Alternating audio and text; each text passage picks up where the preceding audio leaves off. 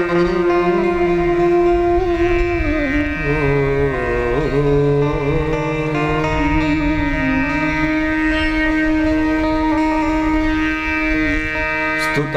मया वर्धा वेदमाता प्रचोदयन्तां पावमाने ध्वजानाम् आयुः प्राणं प्रजां पशुं कीर्तिं द्रविणं ब्रह्मवर्चसं मह्यं दत्त्वा व्रजत ब्रह्मलोकम् शन्नो मित्राशं वरुणा शन्नो भवत्पर्यमा शन्न इन्द्रो बृहस्पति शन्नो विष्णुरुक्रमा गुरुर्ब्रह्मा गुरुर्विष्णु गुरुर्देवो महेश्वर गुरुर्साक्षात् परब्रह्म तस्मै श्री गुरुवे नमः। सच्चिदानन्दरूपाय विश्वोत्पत्त्यादिहेतवे तापत्राय विनाशाय श्रीकृष्णाय वयं नमः। नमस्ते सते ते जगत्कारणाय नमस्ते सिते सर्वलोकाश्रयाय नमोऽभ्यां नमस्ते जगद्गुरु श्रीकृष्णं वन्दे नमस्ते नमस्ते। हाथ जोड़ के भगवान को प्रणाम बंधन कीजिए। सबके सच्चे पिता तुम ही हो और तुम ही जग की माता हो। भाई बंधु सखा सहायक रक्षक पोषक दाता हो। चींटी से लेकर हाथी तक सबके पालनहारा हो। नमस्कार भगवान तुम्हें भक्तों का बारंबार। नमस्कार भगवान तुम्हें भक्तों का बारंबार हो। नमस्कार भगवान तुम्हें भक्तों का बारंबार हो। श्रद्धा रूपी भेंट हमारी श्रद्धा रूपी भेंट हमारी चरणों में स्वीकार हो। चरणों में स्वीकार हो। चरणों में स्वीकार प्रभु जी चरणों में स्वीकार। चरणों में स्वीकार प्रभु जी चरणों में स्वीकार हो। चरणों में स्वीकार प्रभु जी चरणों में स्वीकार हो।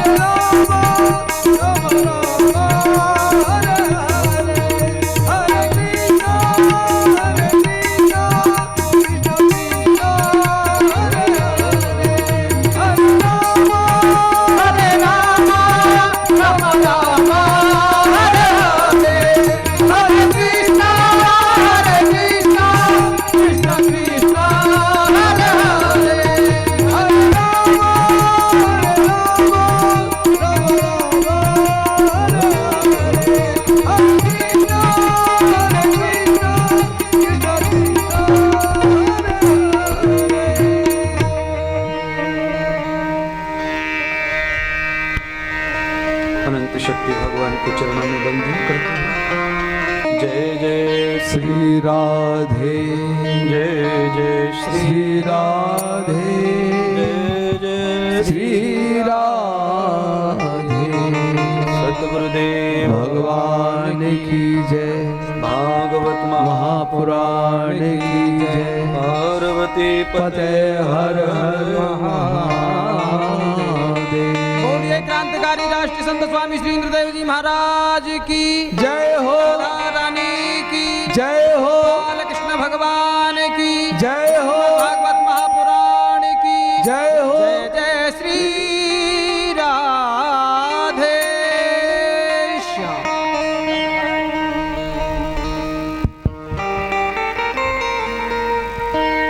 श्रीमद् भागवत कथा का दूसरा मंगल दिन आया और आप सभी में वही उत्साह दिख रहा है, आनंद दिख रहा है। कभी कभी जीवन का लक्ष्य हमारी खुद की भी समझ में आने लगता है और उसी समझदारी का परिचय देते हुए आज सभी फिर से अपने काम से निवृत्त होकर और कुछ काम छोड़ करके भी आप शायद आए होंगे, क्योंकि जो प्रमुख कार्य है जीवन में वो करने की आवश्यकता है जो आप आज कर रहे हैं। और भागवत इस बात का प्रमाण होता है। बड़े बड़े देव, महादेव, विष्णु, ब्रह्मा सबने सत्संग का सहारा लिया है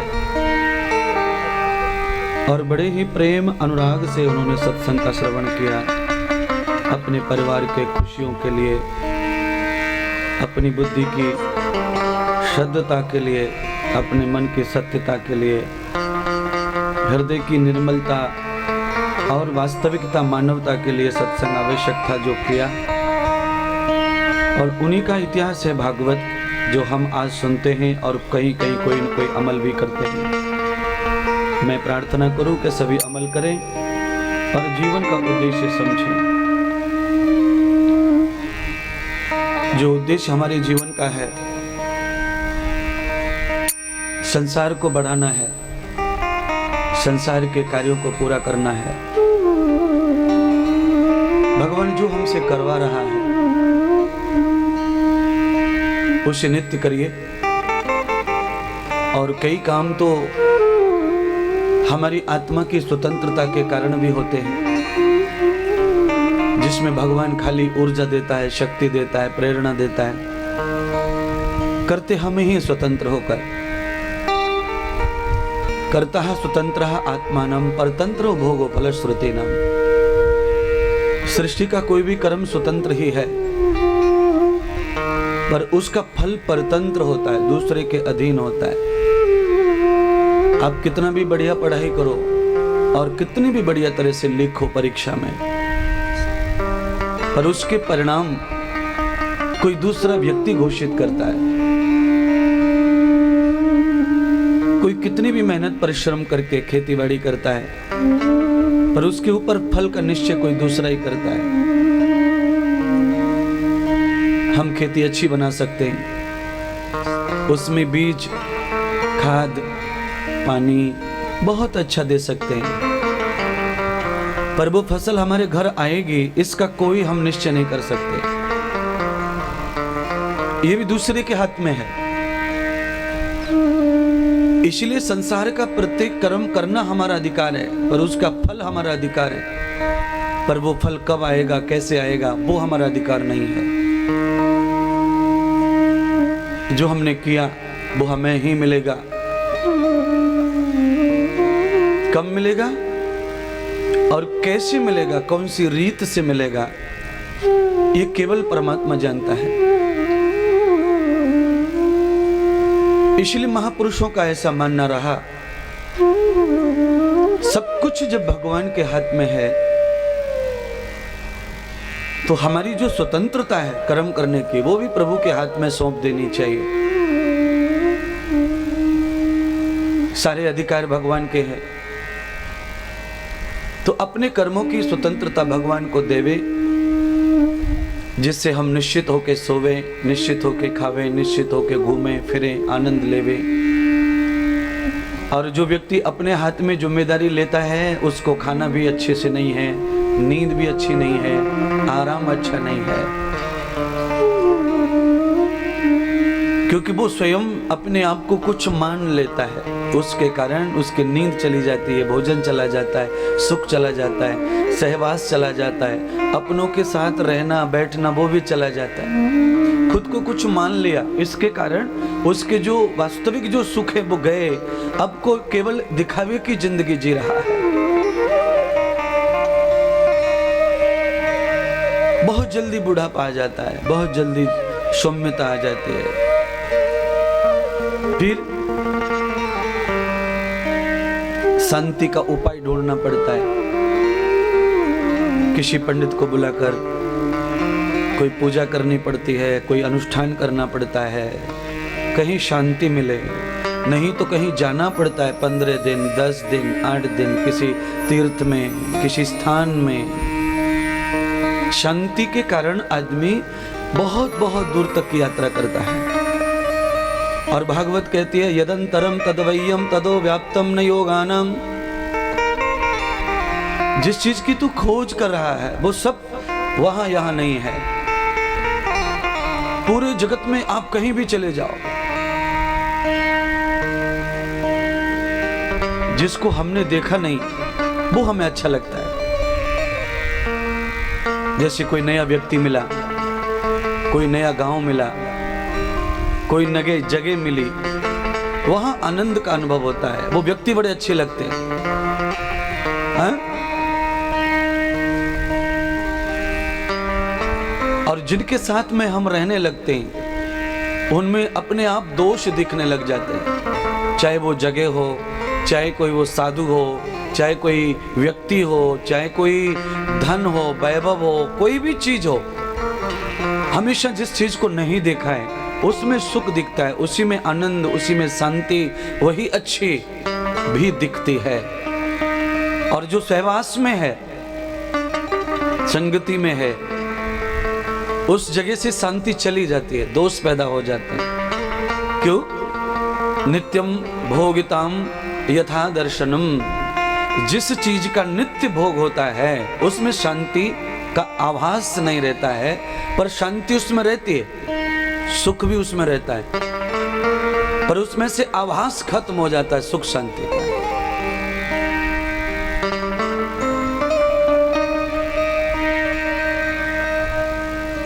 जैसे हमारे घर का मंदिर, उसमें निष्ठा नहीं रहती किसी की। घर के मंदिर में निष्ठा नहीं रहती है किसी की भी, खाली वो जबरदस्ती पूजा होती है सुबह सुबह, जो भी होता है बिना मन के, उसमें कोई मन नहीं किसी का,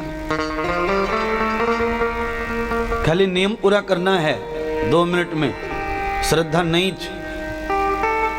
और वही राम, वही श्याम, वही हनुमान, वही दुर्गा, वही सप्तश्रृंगी, वही साईं, जो भी बैठे घर में, उनके विशेष तीर्थों में जब जाते हैं तो श्रद्धा उमड़ उमड़ के आती है, श्रद्धा उमड़ उमड़ के आती है। हाँ, अष्टविनायक चले जाइए, गणपति का दर्शन, श्रद्धा उमड़ के आती है। मंदिर के सामने से फूल लेंगे, खरीदेंगे, मिठाई खरीदेंगे, न जाने क्या क्या खरीदेंगे, फिर मंदिर पे पंडित जी को दान करेंगे, पंडित जी पूजा करेगा, और चाहे तुम्हारे सामने ही उसने माला फेंकी हो पंडित जी ने, फिर भी माथा झुकाए खड़े रहेंगे भगत लोग। और घर के गणपति के सामने ऐसा नहीं होता है।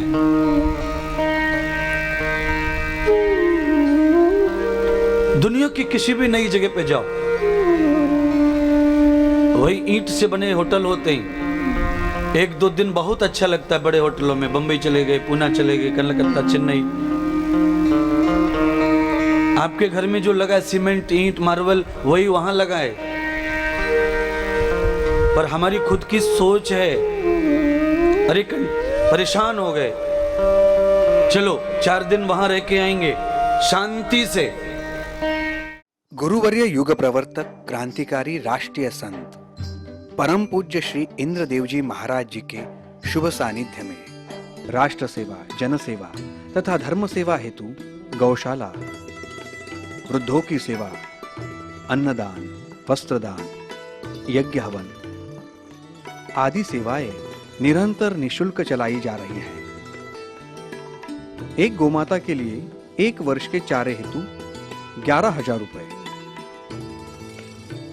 5 गौमाता का 51,000 रुपए, 11 गौमाता का 1,11,000 रुपए धनराशि देकर गौ सेवा में हमारा साथ दे सकते हैं। बूढ़े माता पिताओं को सम्मान पूर्वक रखने और उनके खाने की सुंदर व्यवस्था हेतु वृद्धाश्रम का निर्माण कार्य पूर्ण हो चुका है। अनेक वृद्ध माता पिताओं की सेवा के साथ वृद्धाश्रम निरंतर चल रहा है। 25,000 रुपए की राशि देकर आप वृद्धाश्रम के आजीवन सदस्य बन सकते हैं तथा 2,51,000 रुपए देकर निर्माणित वृद्धाश्रम में एक रूम पर अपना नाम लिखवा सकते हैं। कृपया हमारा सहयोग करें। हमारा अकाउंट डिटेल्स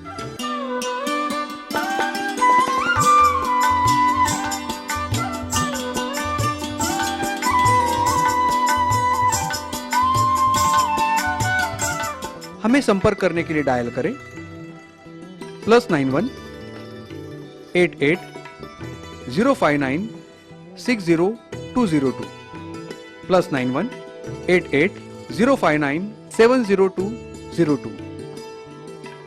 अधिक जानकारी के लिए आप हमारी वेबसाइट भी देख सकते हैं www.shriindradevjimaharaj.com। हमारा ईमेल आईडी है shriindradevjimaharaj@gmail.com।